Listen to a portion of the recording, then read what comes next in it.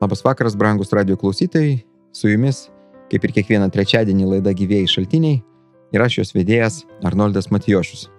Šį trečiadienį, kaip įprasta, mes transliuosime laidą Bažnyčios istorijos eskizai. Šiandien apžvelgsime 8 amžių ir 9 amžių. Šios eskizus parengė pastorius Albertas Latužis, už ką XFM radijas jam nuoširdžiai dėkoja. Taip pat dėkojame visiems mūsų radijo rėmėjams, draugams, partneriams, visoms bendruomenėms, bendrijoms, bažnyčioms, atskiriems žmonėms, kurie daug prisideda prie mūsų laidų transliavimo, prie to, kad mes esame eteryje, prie to, kad mes vis daugiau dažnių turime Lietuvoje, jau 5 miestai girdimus, taip pat esame girdimi internetu. Visiems linkėjimai. Taigi krikščionybė 8 amžiuje.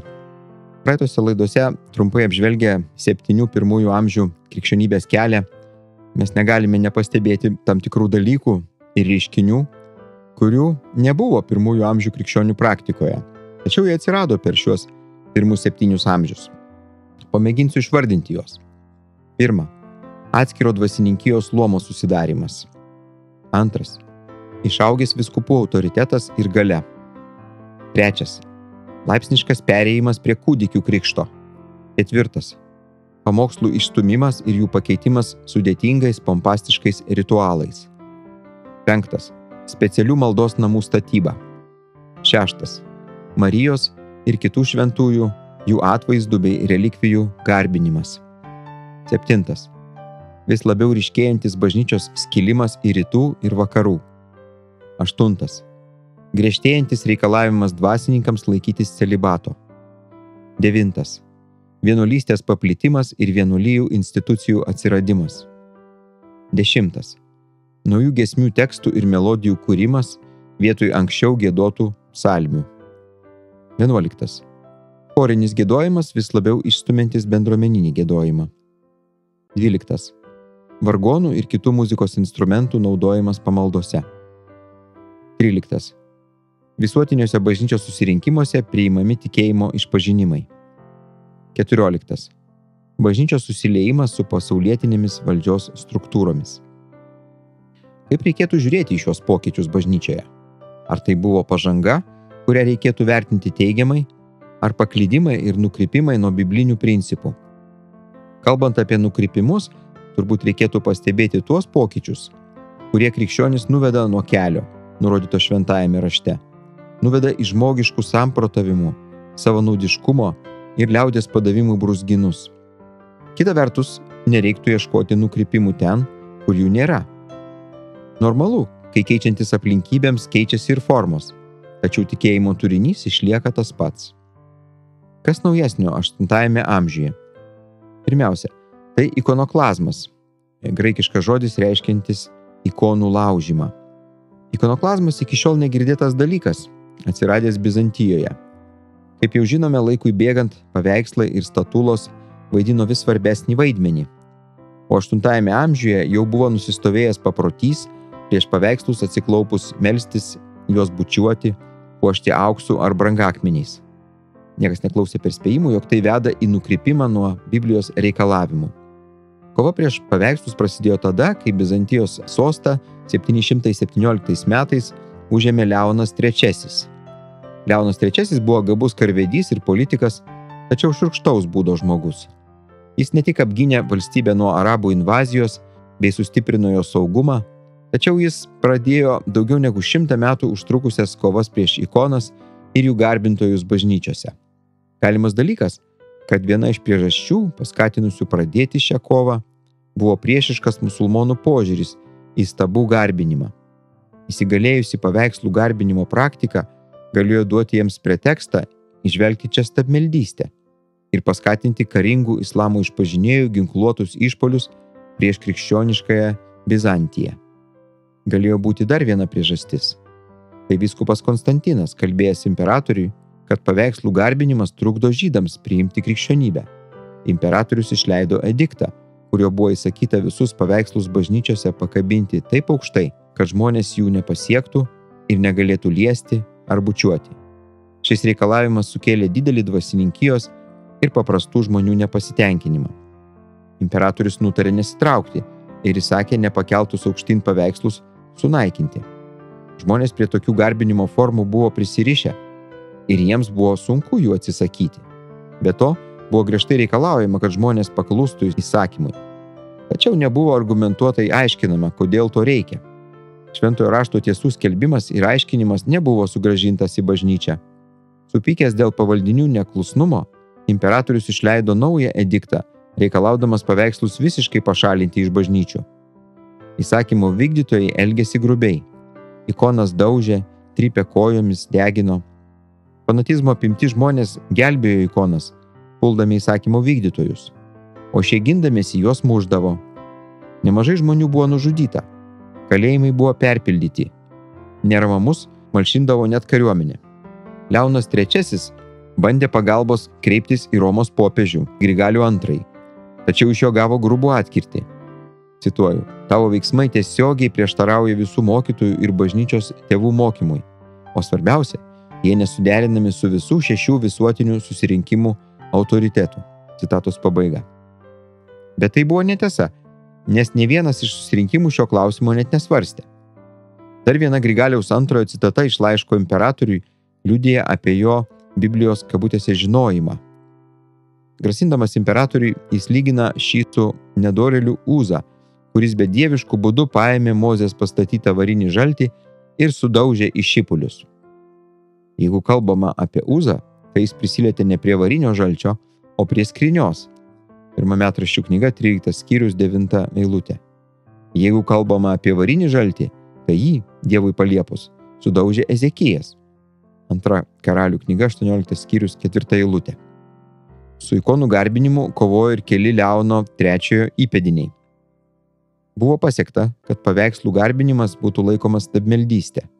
Tačiau 780 metais sostą užima imperatorė Irena, kuri valdė vietoj sosto paveldėtojo savo mažamečio sūnaus. Irena buvo garbėtroška, klastinga ir žiauri moteris, kuri slapta buvo paveikslų garbintojų pusėje. Kad nereikėtų sosto užleisti savo augančiam sūnui, ji įsakė jam išdurti akis. Tokiu būdu ilgam laikui užsitikrino sostą ir slapta ruošėsi suduoti lemiamą smūgį ikonoklastams. 787 metais jis sušaukė Nikėjos mieste visuotinį bažnyčios susirinkimą, į kurį buvo pakviesti tiek rytų, tiek vakarų atstovai. Istorijoje šis Nikėjos susirinkimas vadinamas 7-uoju visuotiniu susirinkimu. Brangūs klausytojai, po trumpos muzikinės pauzės mes tęsime mūsų bažnyčios istorijos eskizų skaitymą.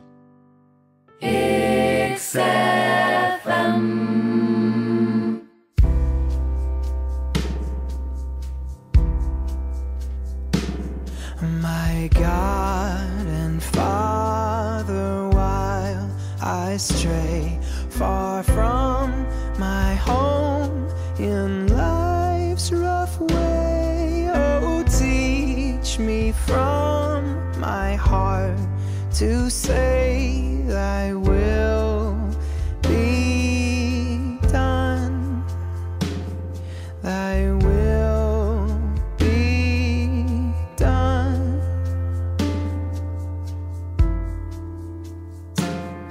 If thou shouldst call me to resign what most I prize, it ne'er was mine. I only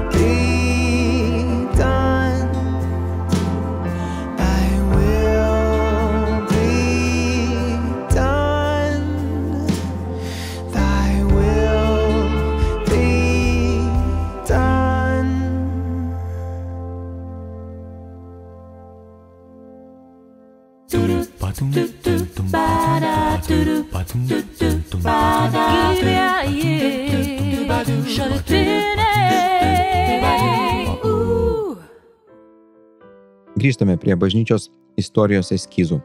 Šiandieną susipažįstame su krikščionybės eiga 8 ir 9 amžiuje.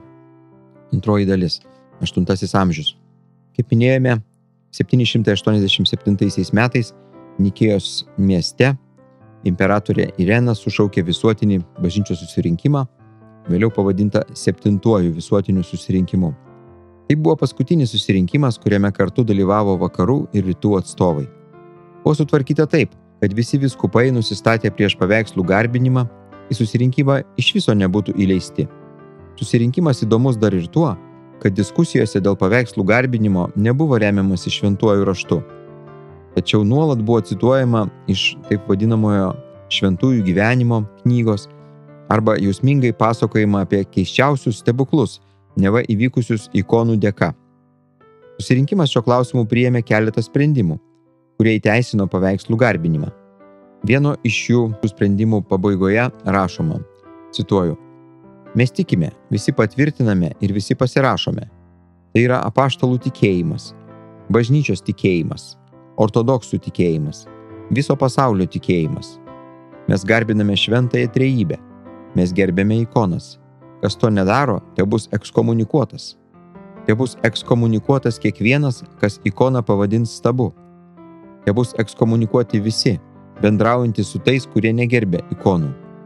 Amžina šlovė visiems tiesos skelbėjams. Citatos pabaiga. Šis sprendimas atrišo imperatoriai Irenai rankas galutinai susidoroti su ikonoklastais, ikonų priešininkais. Dar 4 amžiuje Konstantino didžiojo motina Elena padarė pradžią relikvijų garbinimui, o imperatorė Irena 8 amžiuje pasistengė galutinai įteisinti ir paveikslų, ir relikvijų garbinimą. 8 amžiuje ir toliau buvo stiprinama popiežiaus valdžia politinių ir karinių neramumų draskomuose vakaruose.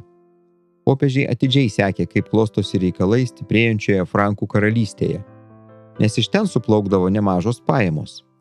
752 metais po Kristaus gabus karvedys ir valstybininkas Pipinas nuvertė nuo sosto nevykėlį karalių Hilderichą III, užėmė jo vietą popiežiui pritariant ir buvo karūnuotas Frankų karaliumi. Už tai Pipinas po kelerių metų rado progą atsidėkoti popiežiui. Su savo gerai paruošta armija jis perėjo Alpes ir įsiveržė į Italiją, kuri nuo 6 amžiaus buvo kontroliuojama Bizantijos. Pipino armija užėmė Romą ir jos apylinkės, o užimtoje teritorijoje Pipinas įkūrė vadinamąją popiežiaus sritį su centru Romoje. Šis sritis tapo nepriklausoma valstybė valdoma popiežiaus. Tačiau popiežiui ir vėliau prireikė Pipino pagalbos, nes vos pasitraukus jo armijai iš šiaurės Italijos, popiežiaus sritį užpuolė Langobardų kariuomenė.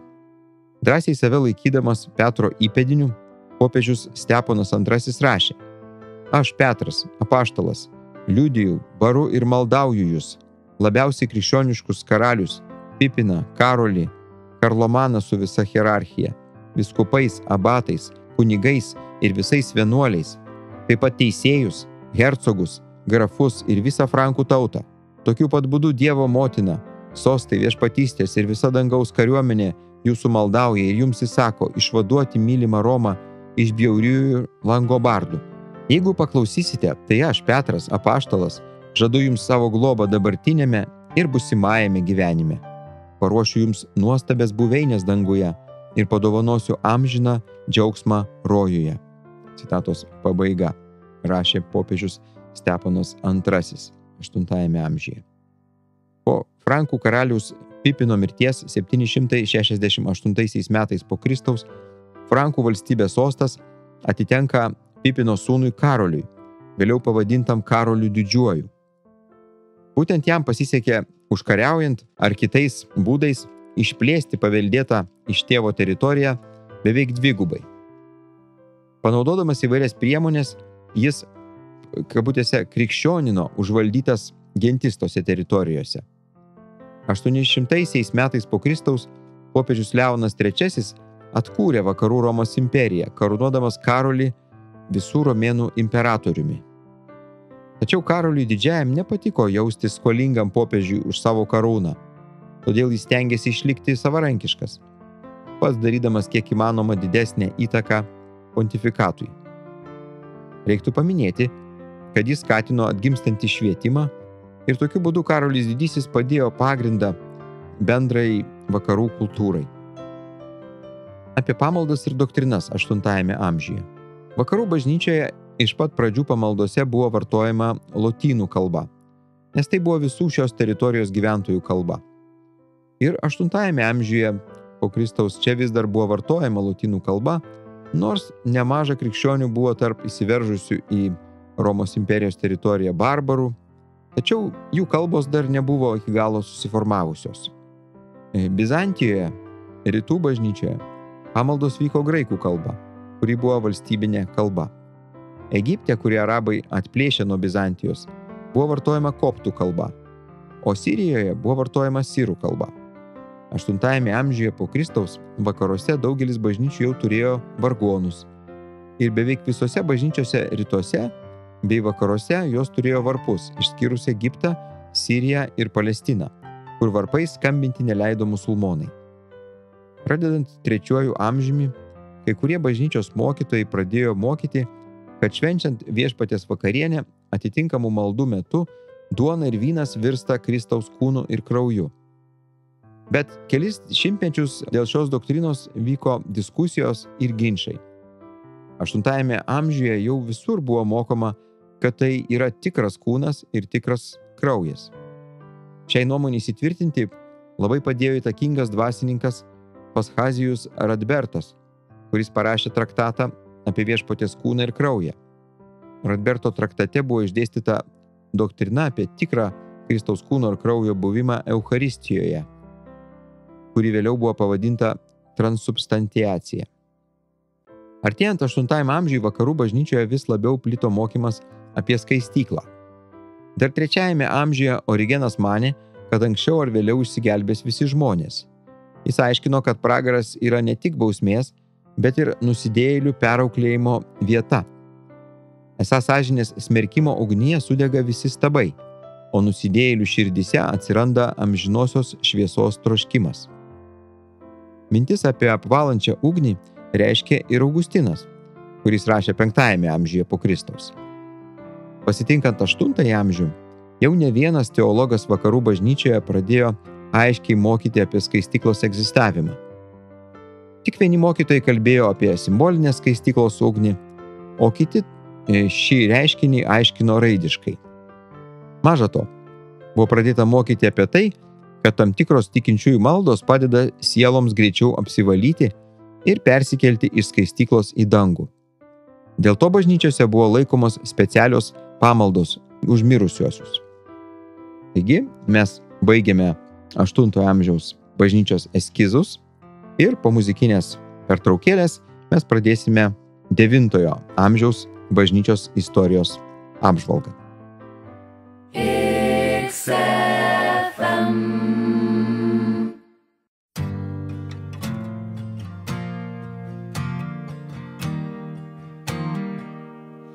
Upon a life I have not lived, upon a death I did not die. Another's life, another's death, I stake my whole eternity.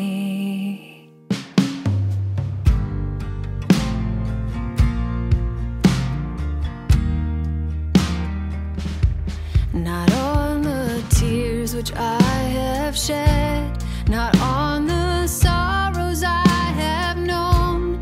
Another's tears, another's griefs, on these I rest, on these alone. Oh, Jesus, Son of God, I build on what thy cross has done for me. There both my life and death I read, my guilt and pardon there I see.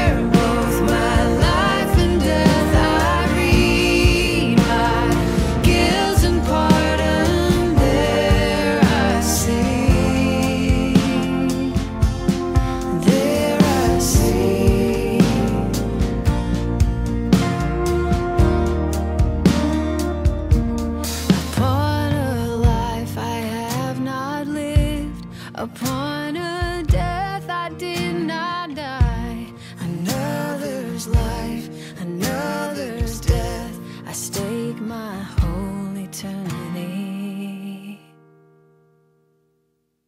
Oh, Jesus, Son of God, I build on what thy cross has done for me.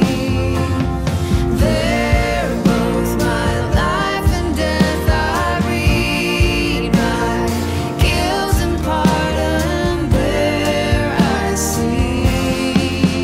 Oh, Jesus, Son of God, I build on what thy cross has done for me. There both my life and death I read, my guilt and pardon there I see. There I see.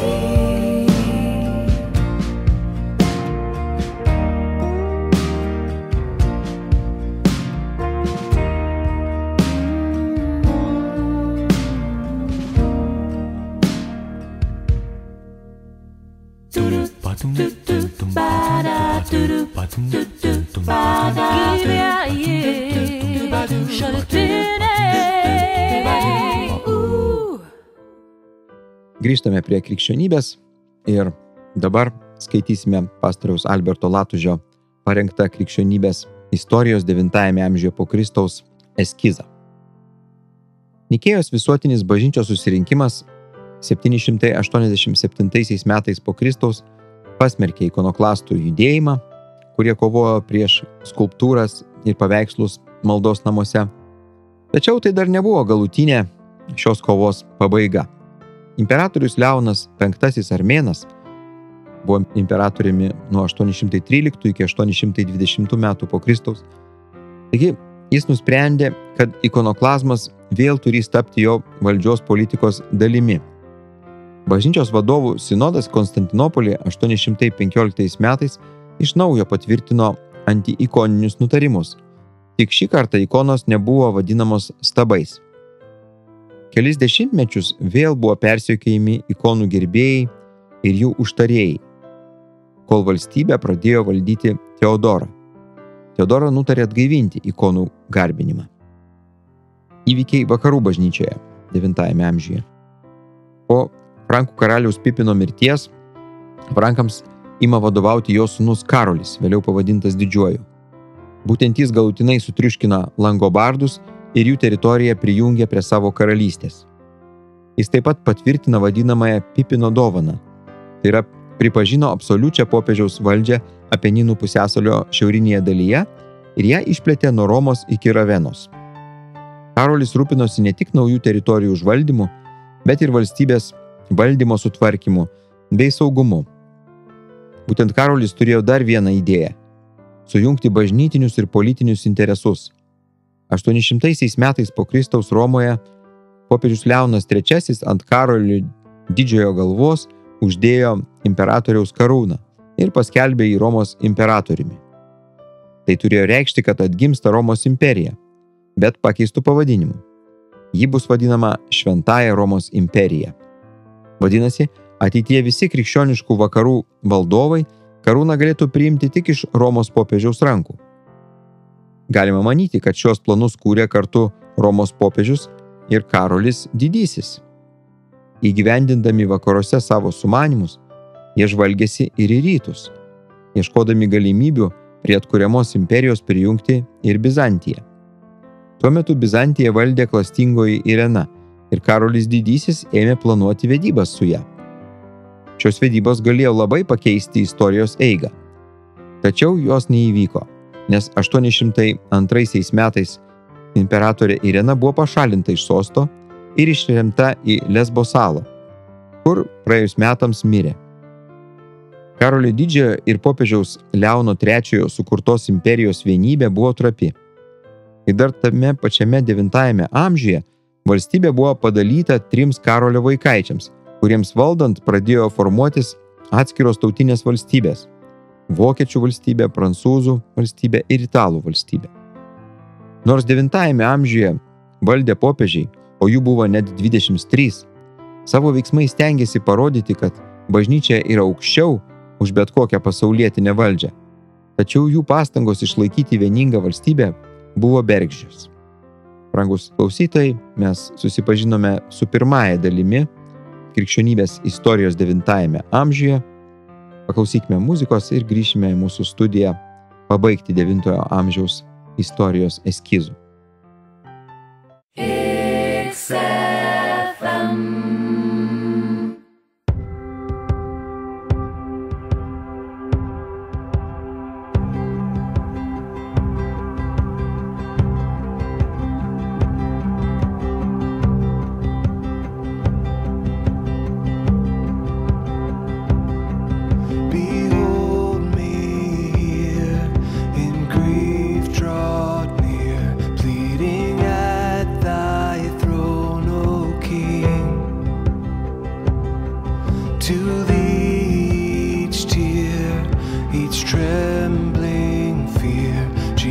Son of man I bring.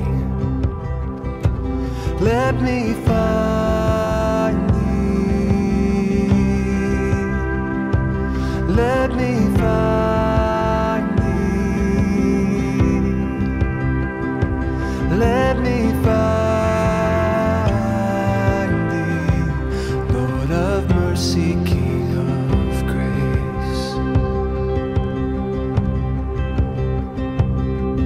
Look down in love and from above with thy spirit satisfied. Thou hast sought me, thou hast bought me, and thy purchase, Lord, am I. Let me find thee.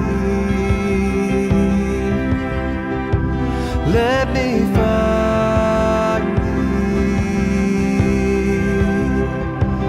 Let me find thee here on earth and then on high.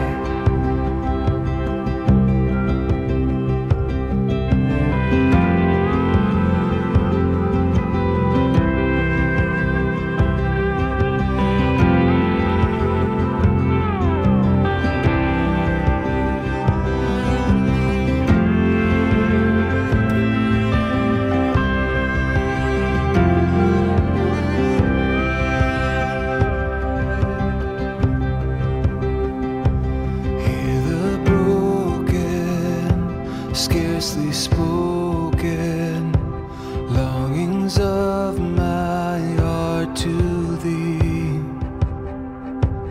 All the crying, all the sighing of thy child accepted be.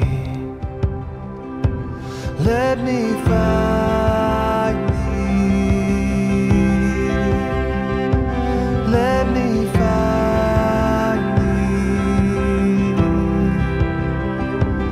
Let me find thee, wounded healer, suffering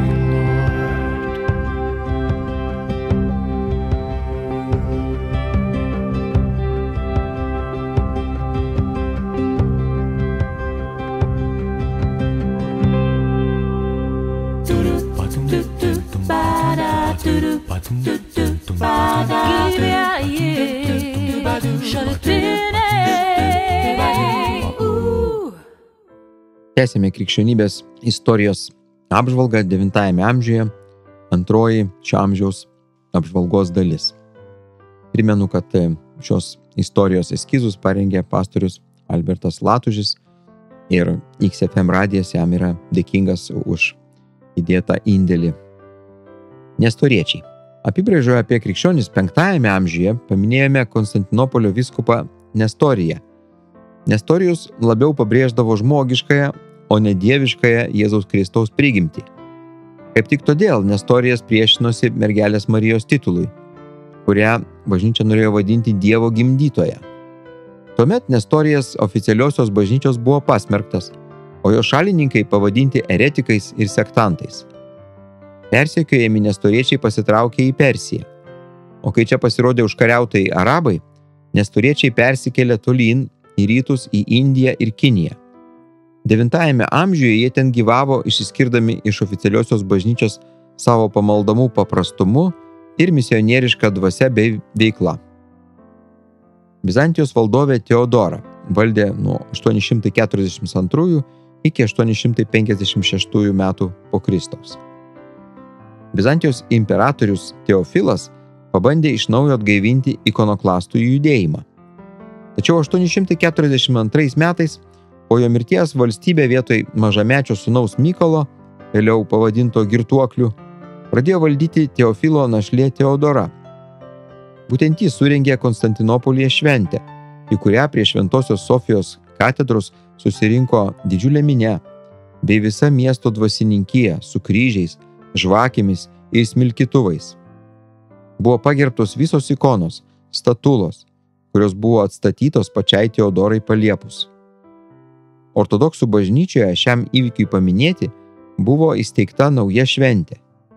Kasmet pirmąjį gavėnios sekmadienį iki šiol švenčiama ortodoksijos šventė, pažymint ikonų šalininkų pergalę. Po šių iškilmių Teodoros žvilgsnis užkliuvo už Paulicianų. Paulicianai tai buvo tikinčiųjų grupė gavusi pavadinimą nuo apaštalo Pauliaus vardo. Ši grupė atsiranda apie 650 metus po Kristaus Bizantijoje. Paulicianų pradininkas Konstantinas atmetė suvalstybintos bažnyčios formalizmą bei daugelį jos apeigų. Jis skelbė, jog turi tikslą atkurti apaštališką krikščionybę. Apie Paulicianus išliko nedaug patikimų žinių, o išlikusios yra iš jų priešininkų šaltinių.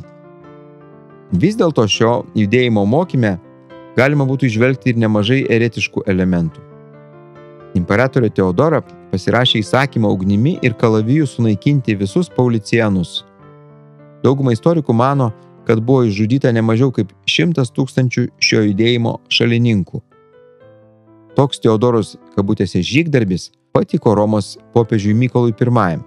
Jis apie Teodorą yra parašęs: ji pasiryžo arba sugrąžinti Paulicianus į tikrąjį tikėjimą, arba juos sunaikinti. O jai pačiai Mykolas I pareiškė: tu esi ištikima apaštalų sosto vadovavimui.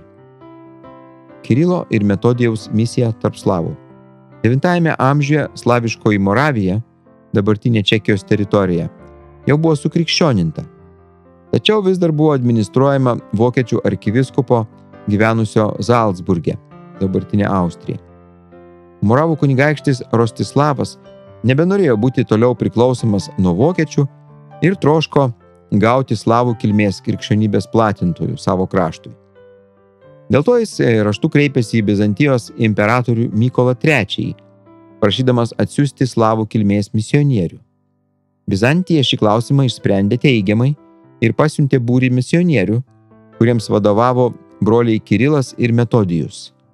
Šie gabūs vyrai jau buvo sudarę slavišką abėcėlę, vadinamą kirilica, ir buvo pradėję versti į slavų kalbą visą Bibliją. Kirilo ir Metodijaus tarnystė Moravijoje nebuvo lengva, nes jiems trukdė vokiečių kilmės dvasininkija. Pagaliau po Kirilo ir Metodijaus mirties 9 amžiaus pabaigoje Romos kurija, palaikydama vokiečių dvasininkus, uždraudė Kirilo ir Metodijaus mokiniams veiklą ir šie turėjo persikelti į Balkanus, į Bulgarijos kraštą. Būtent Bulgarijoje 893 metais po Kristaus vietinės bažnyčios sinodas pripažino Kirilo ir Metodijaus veiklą, o slavų kalba tapo oficialia bažnyčioje ir valstybėje.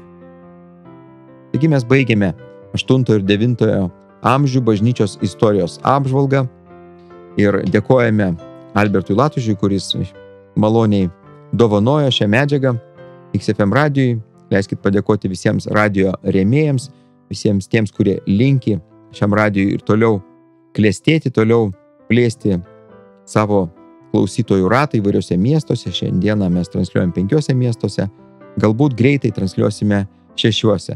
Dėkojam visoms bendruomenėms, bažnyčioms, evangeliniams judėjimams ir jų vadovams už paramą.